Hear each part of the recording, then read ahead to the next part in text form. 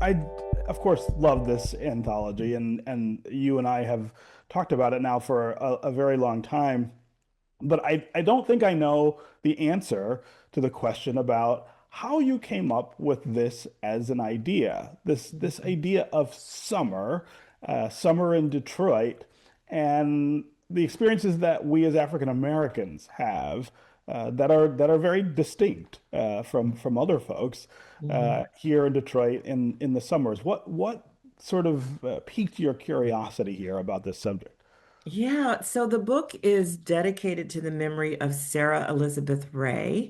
Hmm. And she was the woman that not many Detroiters know about. She integrated the Boblo boat. So that iconic summer experience for Detroiters, the Boblo boat, people remember being there with family, with people from all walks of life, it being integrated. Well, it wasn't always the case. And in 1948, she won a U.S. Supreme Court decision that opened up the Boblo vote for everyone. And so part of me, I had been doing a lot of work around her history and telling her story. And I just sort of had this question of, what if she was around now? How would she feel about the liberties and the freedoms that we are experiencing now compared to 1948? Well, I shouldn't say now because it's a little precarious now. Right, we're not sure. Um, We're not sure, right? but to my point, or would she say, "Wow, I would have thought we would have come further," or "I Yeah. would have thought things would be much more different." And so I said, "Why not ask current Detroiters about what their core summer memories are or experiences are, and how it's shaped by race Yeah. still today?" Yeah, yeah. One of the things about this collection that I think is really important to note is, uh, like all things Black, uh, it represents this incredible breadth Mhm. of experience, of emotion, of thought and understanding.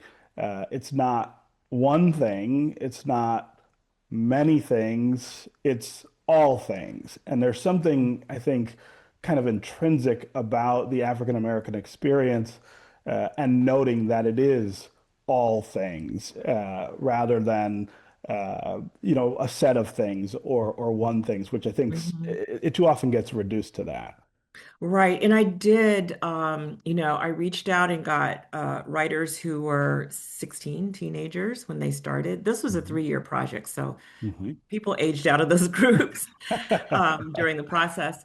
And I think the oldest writer was 74 at the time when they offered the essay.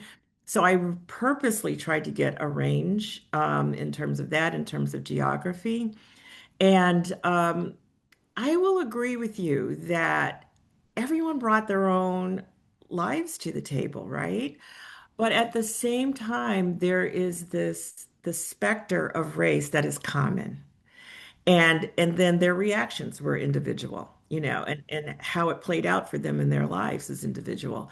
So one of my hopes was exactly as you're saying, and that is that across the nation, people can read a book like this and find themselves in it, no matter Yeah. who they are. Yeah. They can remember bike riding in the summer, or the pools in the summer, or the fishing in the summer.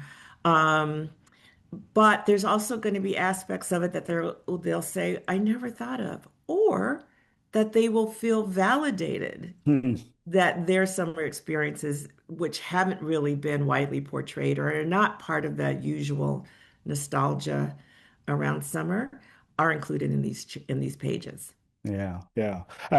The aspect of memory Mm, here, I think, is also really key. The way that for us as African Americans, memory plays a different role often in our lives in terms of how we come to the places we are, or how we think of the world. That's another theme that I think is so strong in the book. Stephen, when I came to you and I said, I have this idea, And I'm wondering if you would be willing to contribute. You did not hesitate. And you know what you said to me?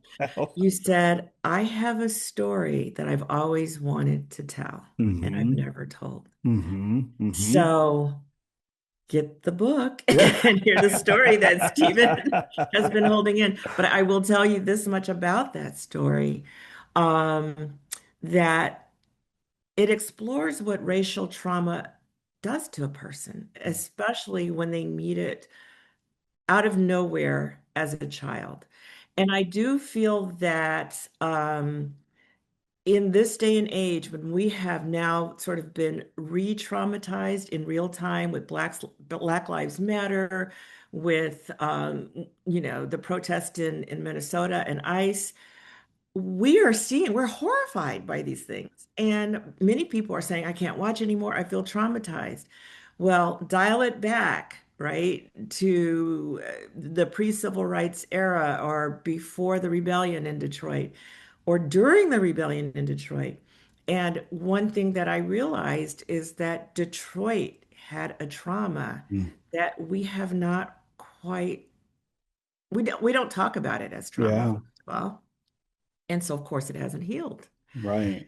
Right. So there may be an aspect of that too. And I appreciate you sharing a story that really helps us open that up.